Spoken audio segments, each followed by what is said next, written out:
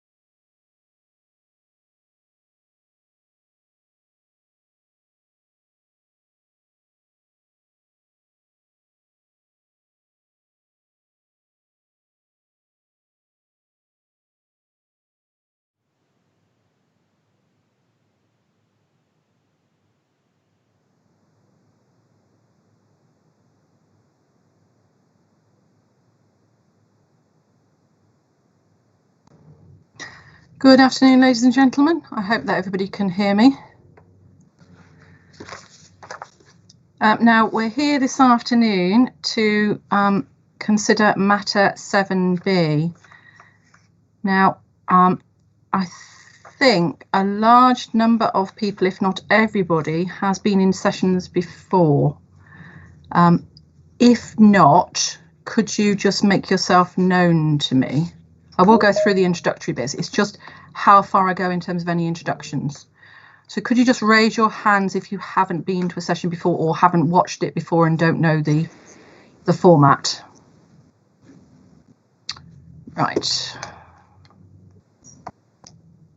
Okay. What I won't do is do a large introduction or anything like that, because there's no need for that. So we can move straight on. Myself and my colleague, Mr. Warden, are both in the meeting. So although I'm taking the lead on this session, Mr. Warden may well have some questions. Right, so can I then move on to introductions then, please, starting with the council? Thank you, Inspector. Just to let you know that Paul Shedder-Even's having some technical difficulties, so it may take a moment. There he is in the lobby. I think that should have resolved it.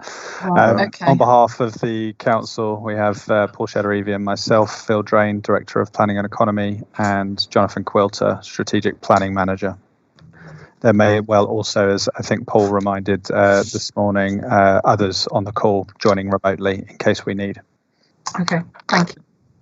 Is Mr. Shedder-Even in the meeting now? I am, Ma'am. Thank you very much. Excellent. Apologies. That's fine, no problem at all. We know what technical issues are like, so I fully understand. I'll just go down the list then of who else I've got that should be present in the meeting. Essex County Council, please. Yes, Brendan Johnson, Essex County Council, Local Highway Authority. Thank you very much. And Calla Holmes, please. Good afternoon, ma'am. James Delafield from JB Planning Associates, representing Calla Holmes. Thank you. Credos Holmes, please. Afternoon, ma'am. Jane Piper from Barton Wilmore, representing Credos Homes, and my colleague Martin Hitchcock is here from JMP Group 2. He's just showing you his face. Lovely, great. Thank you very much. Thank you. CEG, please. Good afternoon, ma'am. Rachel Clements from Litchfield on behalf of CEG, and David Barnes of Star Planning is also in the room should his input be required. Thank you. Wiggins G and Eastlight Community Homes, please. Oh, hello, David Russell for Wigan G Homes and Eastlight Community Homes. Thank you. Thank you. Tesco, please. Ma'am, Rupert Warren QC, Mr. Selwyn Atkinson from GL Hearn for Tesco. Good afternoon. Lovely, thank you. Redrow, please. Afternoon, ma'am. Mark Furlonger, Temple Group on behalf of Redrow.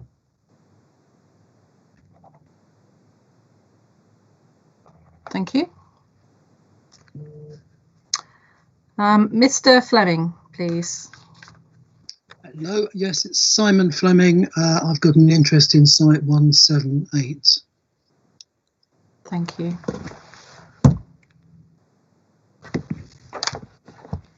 And Blackmore Village Housing Heritage Association, please. Yes, hello, Mrs. Wright. It's Bill Ratcliffe representing Blackmore Village Heritage Association. Nice to see you again. Thank you. Right, is there anybody else in the meeting that I haven't ticked off my list? No, nobody's raising a hand. No, lovely. Thank you. Now, this should be a relatively short meeting compared to this morning. But let's just see how discussions go. There could be elements that we need to maybe push back to other matters when we're dealing with specific policies. But let's just start the discussions and see where we go with the questions and whether we do need to push them back to other sessions or not. So I'd first like to start with the issue around the policies map and the site allocation policies being set out, shown in Appendix 2, and then the council has clarified that all site allocations, whether they be housing or employment or otherwise, are identified on the submitted policies map. And so in response to that, in your hearing statement, you propose to amend paragraph 9.1 of the plan to make this clear. I suppose my query, I haven't got an issue with the amendment that you're proposing. That does actually make sense. You're making it then very clear in terms of paragraph 9.1. Just bear with me while I just bring up that paragraph.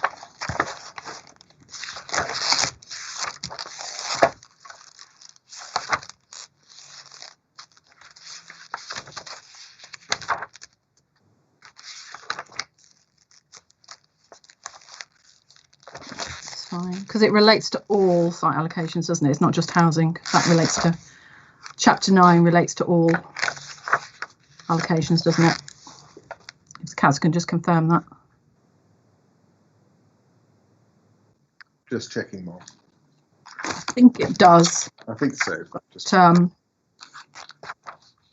I just wanted clarification that it doesn't need to be added anywhere else. No, that was the only reason I'm checking. Yes, it's site allocations. Yeah, that's fine. That's what I thought. Right, so that's no problem at all in relation to that amendment. I suppose my query is the purpose of Appendix 2 then,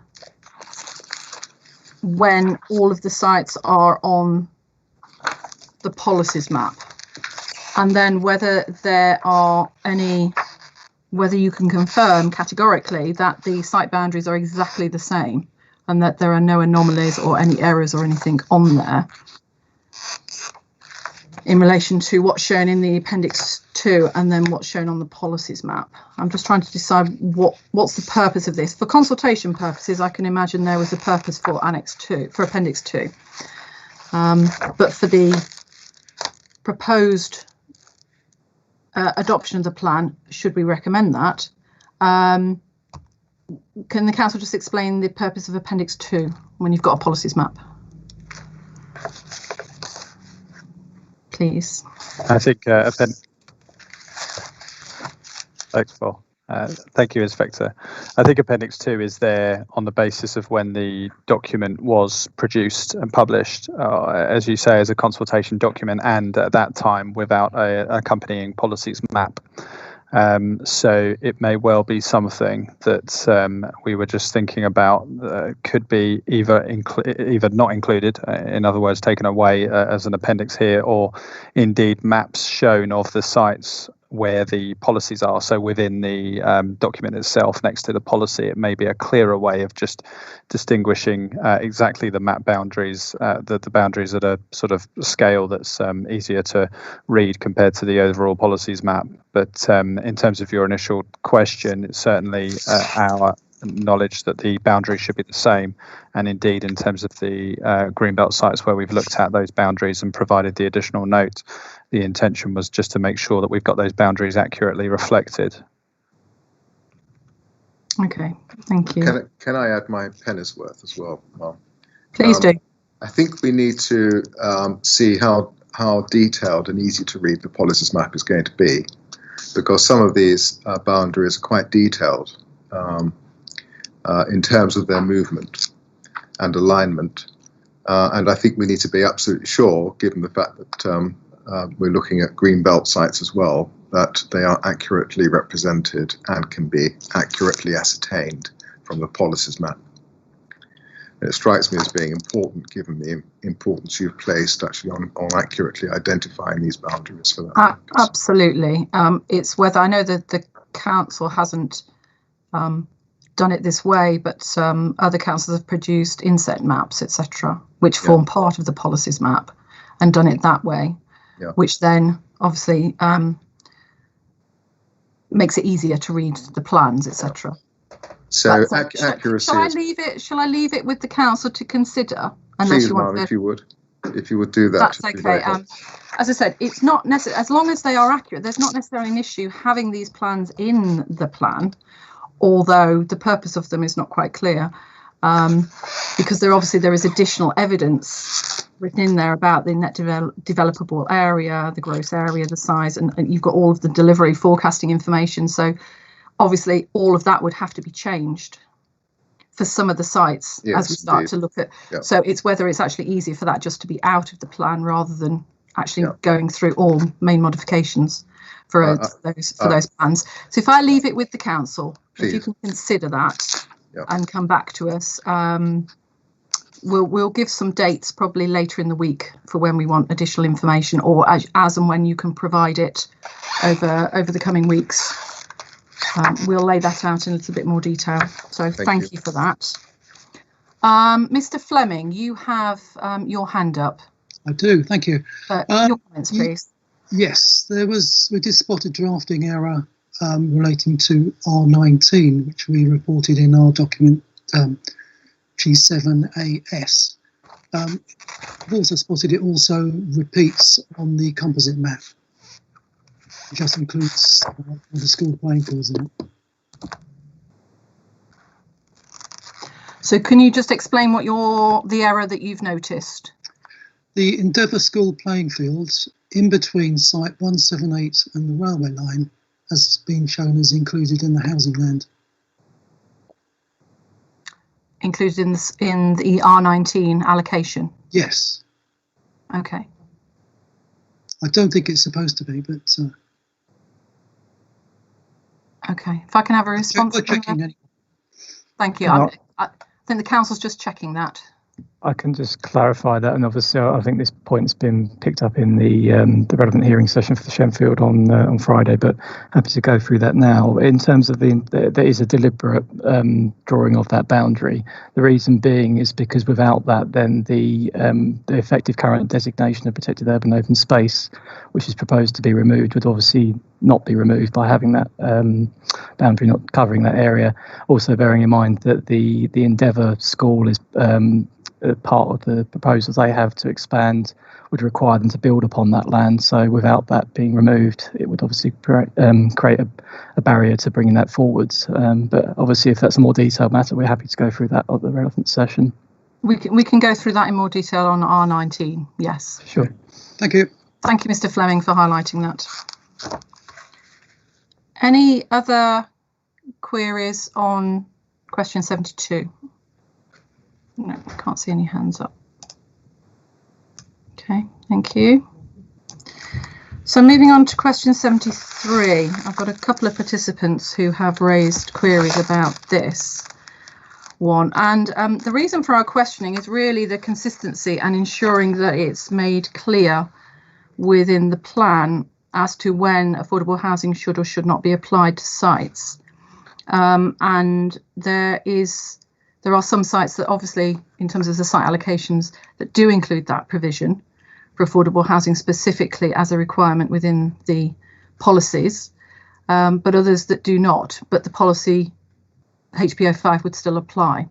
So it's just that consistency element and ensuring that I think the choice is either it's in all of the policies or it's not, because you've got HPO 5.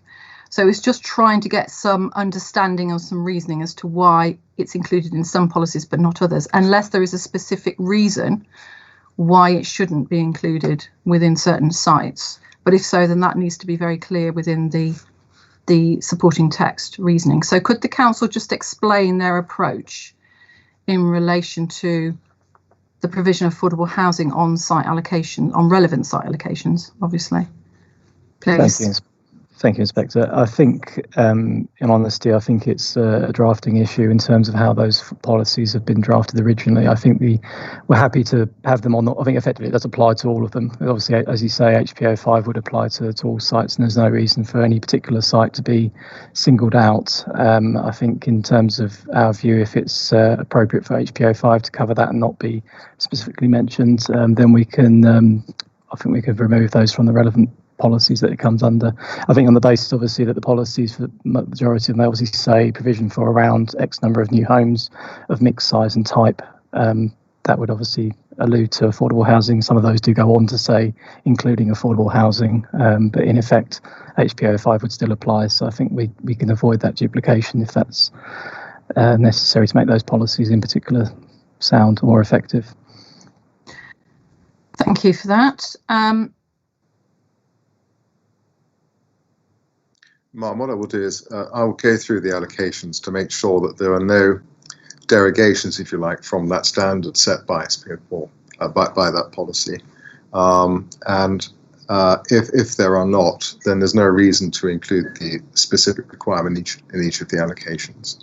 I think that sounds like a very good way forward, Mr. Shadorevian. Because what I don't want to do is, if there was a particular reason why, as I said, a site shouldn't have affordable housing on it, and I'm sure in this case that doesn't apply, because you've just stated that it does apply to all housing sites. But I just want to make sure that you have that time to clarify that. I'll just make sure there are no derogations which require specific mention. Otherwise, we'll rely upon the generic policy. Yes. Thank you.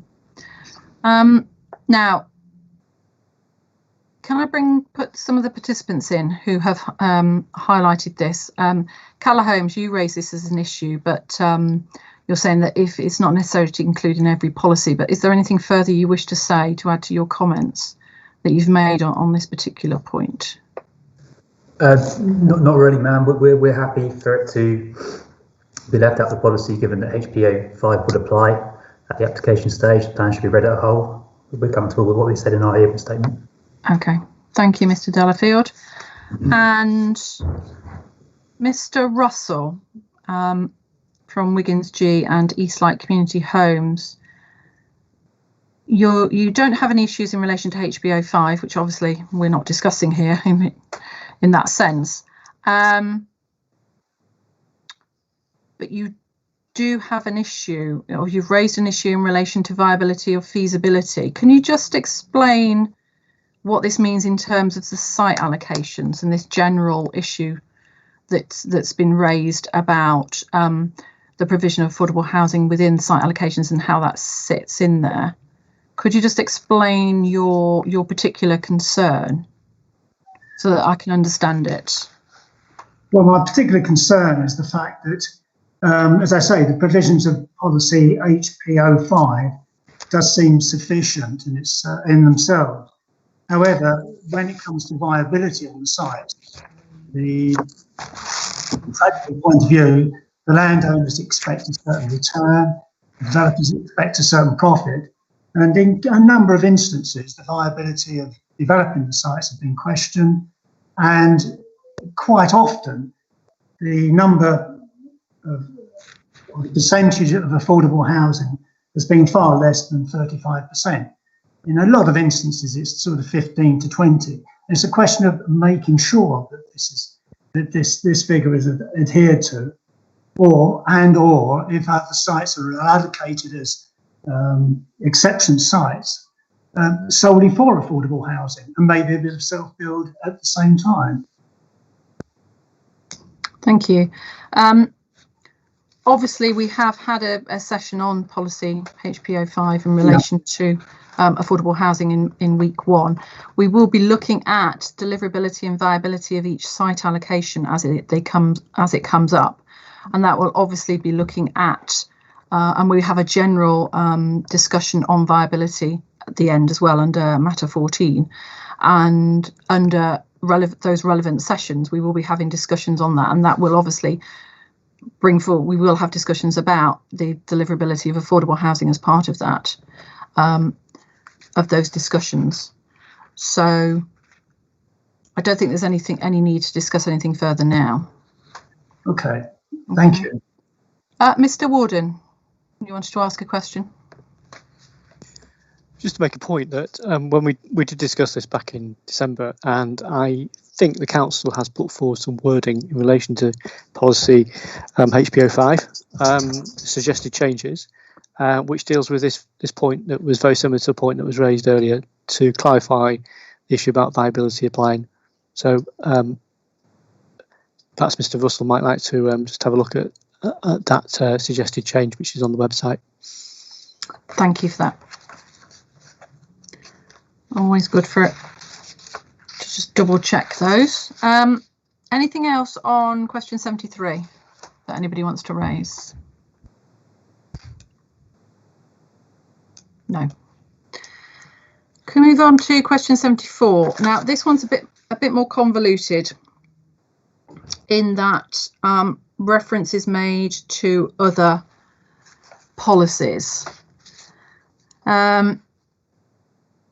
Now, I understand from the council's evidence that a large proportion of the housing sites or the housing-led sort of development sites and the employment sites are fall within these critical drainage areas. And so to avoid confusion, you propose to amend the text of relevant sites so that reference is made to policy BE08 because that's where the relevant point is. I suppose my query is just in relation to does that alleviate any of the concerns that were raised in relation to critical drainage areas?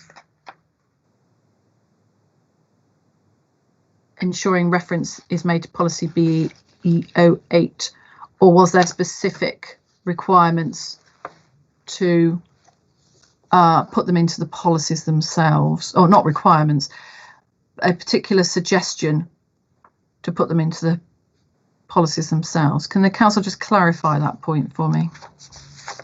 Thank you, Inspector. I think the original responses that we received from the County Council, Essex County Council, as the lead local flood authority, requested that there was some policy wording inserted into specific site policies in relation to critical drainage areas. Obviously, this particular change that we've suggested in our hearing statement obviously further refines that wording. So it may well be, obviously that's for consideration, but yeah, certainly the actual intention of having something within site-specific policies was recommended by them. Can you just double check with the County Council that they're happy with the wording? Yep. Yep. And then obviously add those suggested amendments into the draft sort of MM schedule. Okay. Thank you. And obviously in your hearing statement, you're also referencing not just BE08, but also NE06, because these are all sort of overlapping or interlinked policies. I won't say overlapping, they're interlinked policies. Unless anybody is sort of dying to talk about it now, I really would prefer to talk about those policies and the wording in particular of those policies at a later date in those relevant sessions, rather than now, unless people or some participants here today aren't going to be attending those sessions, but they do want to say something. So this is your opportunity to mention something. Has nobody got anything else to add? I know that Crudace Homes has suggested some changes in your hearing statement to reduce repetition, but that's in relation to policy N06 and policy R03, which is obviously one of the site allocation policies, which we will come to. So, Ms. Piper. Yes, thank you, Mum. I think you've just covered it, actually. Our point, we're not going to be at the individual session, but it is about the repetition and where it's best put. Obviously, our view is the plan should be read as a whole, and the less repetition, the better. And so the reference to both BE08 and NE06 would be, in our opinion, best placed in lowercase text to inform those that are affected by it. But as long as it's dealt with comprehensively, we're happy with that. Great, thank you. And then in relation to the part of the question that we have about the viability in relation to mitigation schemes being factored into that assessment for relevant sites and delivery of those sites, the council, you've stated that this has been taken into account in C38, which is your viability assessment. We're not going to be looking at viability now, you'll be pleased to hear, because I know you haven't got your viability expert present. we will be looking at it in more detail, and particularly under matter 14, which we'll be looking at viability in the whole in relation to the plan. So I've got nothing further on that particular point. So unless anybody's got any questions, Miss Piper, your hand's still up. Is that a new hand or an old hand? Apologies, no, it was just remaining. No, don't worry, we've all done it, don't worry. Okay.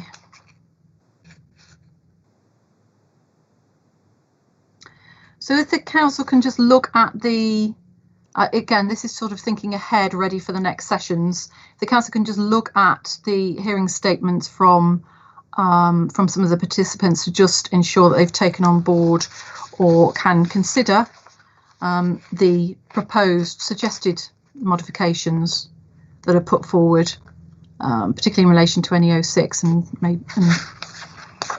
then we can discuss that when we come to those matters.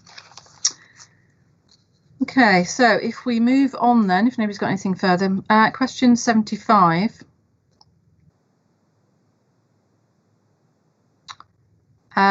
This again is to just give some clarity in relation to what a site is proposed to be developed for.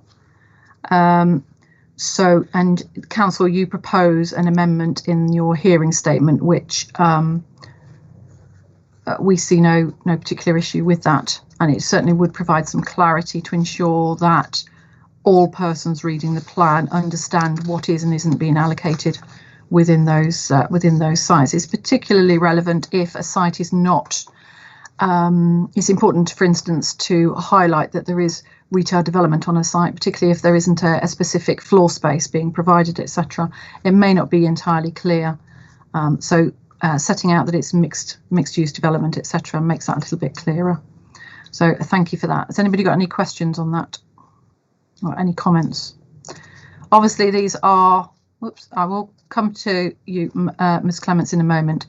These are proposed amendments at the moment. We are proposing, myself and Mr. Warden are proposing to have a session at the end, or we anticipate at the end of the hearing sessions, so at the end of week 4, to run through possibly some of the main modifications, the suggested main modifications, to assist. But if we do run that, obviously that would be a public session, etc., for people to view. Ms. Clements, please. Just a very brief point. In our representations, I think we'd said that certainly with the kind of Dunton Hills R01I policy, it was quite clear in the body of the policy where the expectation was for other uses within the allocation.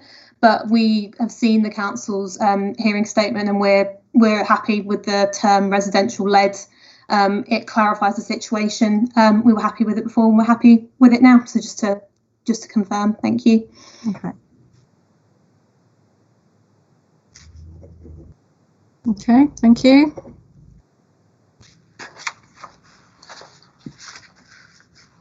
And then in relation to our question 76,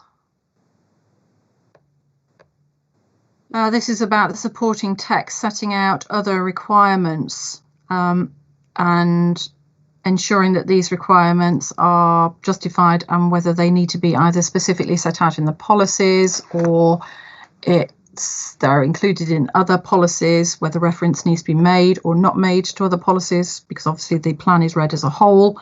So if it's in another policy, it doesn't necessarily have to be specified in the supporting text. And then our query about whether these requirements have been included in the viability assessments that have occurred. And again, it's a similar situation to the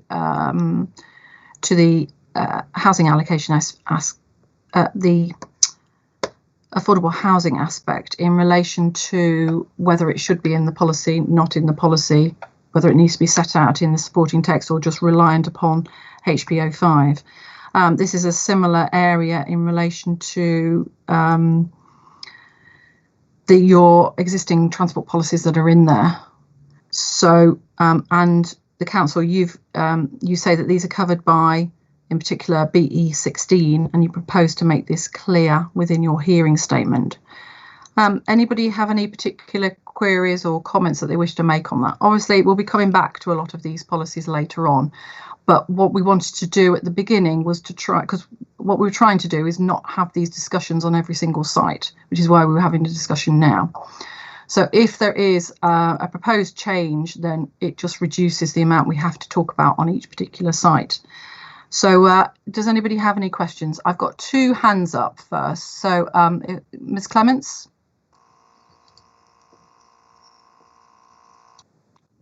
I think just to endorse what you've said there, Ma'am, really, I think if particularly on the travel plans, we've said in our hearing statements, it's covered by BE16.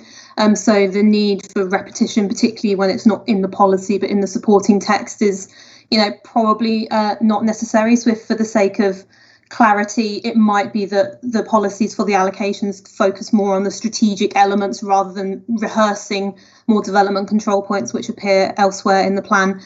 For the sake of clarity and condensing those policies down, we can see the benefit in reducing that. Thank you. And let me just, Mr. Johnston, please. Thank you, Ma'am. Just a brief comment, really. I would prefer you to the Chelmsford local plan, which I understand you're quite familiar with. Just a bit, yes. I think in that the site policies had something very generalised along the lines of appropriate measures to promote and sustain travel through sustainable modes of transport was included in the policies, and it was left at that. We would think that was appropriate. And then in the reason justification of the text, a bit more development of that, just saying a residential travel plan to include a package of measures to ensure sustainable means of travel, etc., etc., should be included in the text, and we would be happy with that. Okay. Great, thank you, Mr. Johnston. Anything further that Council wants to comment on that? No, simply to say that I'll review the policies again just to see if there is a need for any particular treatment for a particular site, which I think is very unlikely, so that the BE16 policy can remain, as it were, relevant to all allocations. I'll revise the policies accordingly. Okay, thank you. I mean, obviously here we're looking at trying to ensure that the policies are effective. I don't like to change things for change's sake, but we're trying to get away from repetition and just trying to ensure that the policies are very clear and effective. So for that purpose only, Ma'am, definitely. Yeah, thank you. Anything further on this session that anybody wants to raise on general questions in relation to site allocations, because that's the end of our MIQs on this session. So I did say it was going to be a short session, but if anybody has something that they particularly wish to raise, and I have a couple of hands up, then please do so. I'll start at the top of my list, which is Mr. Ratcliffe, please. Thank you, Mrs. Wright. I'm not sure whether this is entirely appropriate today, and I'll say what I said in December. I'll soon tell you if it's not. So I'm approaching this from just how I would coach business strategy rather than from a legal standpoint. But I just want to raise a couple of questions about the overall strategy for the north of the borough, because obviously throughout the hearing there's an awful lot being said, and quite rightly so, about the centre of the borough, the urban redevelopment, the south of the borough, Dunton Hills. Not a lot so far said about the northern part of the borough, and obviously we'll have more to say tomorrow in the Blackmore specific section. But I just wonder why. I was reading from points 4.3 and 4.4 in F58 as part of my pre-reading, where it talks about limited growth in 2 northern villages has been identified as these were deemed suitable and available sites, where it was deemed possible to achieve some growth to aid the rural vitality of villages. Now, I think if a comment like that is made, my question is why isn't there an overall strategy for the northern part of the borough, where there are a number of small villages and a few larger ones, which I'll come on to in a minute. But why has there not been a focus on some of the smaller villages that actually need some revitalisation, which are sort of zombie type villages, whereas the focus in the north is on 2 villages, Greenbelt focus in Kelvedon Hatch, which is a larger village, and Blackmore, which is a very small village. And particularly when in the plan it also says it'll need to be revisited almost immediately for an update to the LDP. Surely it would make sense to undertake a strategic review of the whole of the north of the patch, and then you've got a complete strategic view of the whole borough. So that was point one. The second point leading on from that is the hierarchy of settlements. And whilst it's very, very difficult to read the map, in Appendix 2, there's an an Office for National Statistics map, and it shows Blackmore towards the bottom end of the scale, yet all the villages around the northern part, or the more significant villages, including Kelvedon Hatch and Doddinghurst, are all lumped together. So I just wonder why, when the strategy for the hierarchy of settlements was being devised, didn't the council follow the ONS map, which would therefore decouple Blackmore from larger settlements, for example, Kelvedon Hatch and Doddinghurst. I've also got another question about windfall sites that seem to have been probably understated, but whether that's for today or not, I don't know. But so the 2 key questions: strategy for the northern villages in totality, particularly picking up points about neighbourhood planning, and the hierarchy. Thank you. I mean, in relation to windfall sites, that will be an element that will be discussed as part of Matter 8. Thank you. So we haven't actually reached that point yet. We haven't got there. We haven't got there yet. Not on that. So we certainly won't be discussing that today, because because Matter 8 is all about housing provision. So it brings together everything that we've heard in relation to the site allocations, plus other elements that we haven't heard about, such as windfall sites, etc. Okay. Got it. In relation to the other elements, can would the council give a response to Mr. Ratcliffe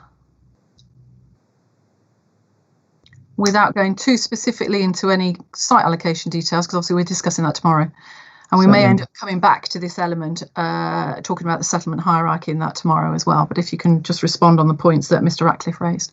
Sure. Thank you, Inspector. I mean, in relation to, I think it's obviously relating back to the points we discussed this morning, the point being is that obviously there were a significant number of sites that were suggested across the borough, so including the areas that Mr. Ratcliffe mentioned, obviously other northern villages.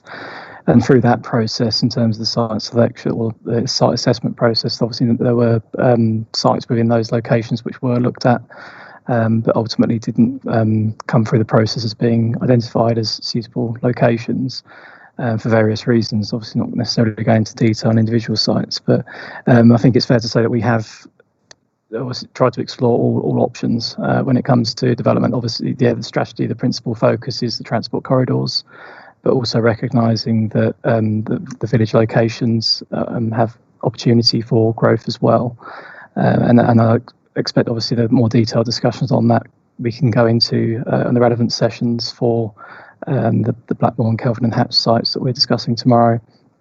In terms of the ONS data, obviously that is the reason that was presented as such was to show that we've tried to align that with regards to the settlement hierarchy that's presented in the document that Mr. Ratcliffe referred to. As I understand, obviously there are opportunities to comment on that further in terms of the deadline of the 17th of February that's been provided. But in terms of our view, that the still represent from the council's position that those locations, in broad terms, that if they're in those categories, that they're allow for certain levels of growth to take place, subject to sites that go through the assessment process. And obviously that's the point I just mentioned earlier. So. Thank you. It's something that we'll come back to in dealing with some of the village sites that we will deal with tomorrow, and not just tomorrow, but on Friday, when we're dealing with some further village sites as well. Mr. Ratcliffe, your hand's still up. Do you want to add any further to your comments? Yes, I do. Thank you. I have just put it back up actually, because on the ONS rural classifications. So I'm not talking about Blackmore specifically. I'm talking about on the ONS rural classifications. There are 4 different classifications. So the larger villages seem to be classified as rural, towns and fringe. And the area around the smaller villages, including Blackmore, are either rural villages or rural hamlets and isolated dwellings. But when you look at settlements hierarchy 3, they've all been lumped together.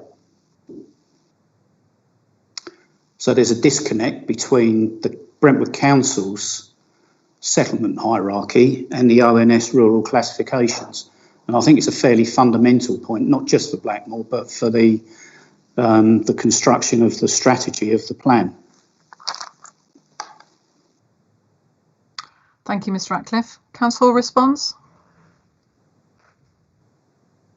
Thank you, Inspector. In terms of the other document I'd refer to as F59 in terms of Appendix 1, so that's the settlement hierarchy document just mentioned. Obviously, we're talking about ONS as a reference point. There are other factors that we need to consider when it comes to accessibility, for example, and I appreciate there will be differences of opinion on that one, but in respect of we have to consider other factors when it comes to determining what the settlement hierarchy is formed of. And that's obviously something that we've concluded that in those locations they are appropriate for growth. Thank you. Mr. Warren, please. I hope this is an appropriate time for this. It's one of those miscellaneous points that this may or may not be the best time, but I'll say it once, and then we won't have to say it again later on. It's a point, ma'am, that goes to a general methodological approach to the overall plan, including if there's a main modification as part of the process, which may or may not, I'm not saying anything about that, involve new sites. And I just make it on the basis of experience from other examinations that if there are, during these sessions, the ones before Christmas and the ones about site selection that we're having at the moment, if they give rise to issues in your mind, Mr. Warden's mind, about methodological things that could be improved, but which may not go to affect the soundness of the overall plan, but which could be, as it were, improved during any site selection or SA process for the modifications, we would certainly suggest and welcome those be flagged up in your interim letter or report or whatever the format will be. It doesn't give rise necessarily to problems of inconsistency as between the main modification stage and the existing submission stage. What it may do, and in other cases has helped with, is prevent and obviate the need for people to reinvent the wheel and argue some of these methodological site selection issues again when any main modification sites are being discussed later down the line. So it's a request or a suggestion really that if we get to that stage, those points might helpfully be flagged up in the report. Okay. Thank you. Always happy to be improved. Thank you, Mr. Shadaravian. Anything further that anybody wants to add to the discussions this afternoon? Mr. Warren, you've got your hand up. Is that? Oh, no, that's not a new one. Okay. Oh, Mr. Warren, yes? No. That's a definite no, Mr. Warren. It's a definite no, so it was a legacy hand, as I've heard. Excellent. Forgive me. Good old that term. I've been trying not to use that term, but I may end up having to use it. But there you go. Right. I haven't got any further queries. So unless there is anything further the council wants to say, we shall look forward to the specific site allocation sessions that we now have lined up for this week. So on that note, I'd like to thank you all for your participation this afternoon. It's certainly something we will have a think about, the comments that have been made, and we will see relevant participants over the next few days. So thank you very much. Thank you. I'll close the session now. Thank you. Thank you. Thank you.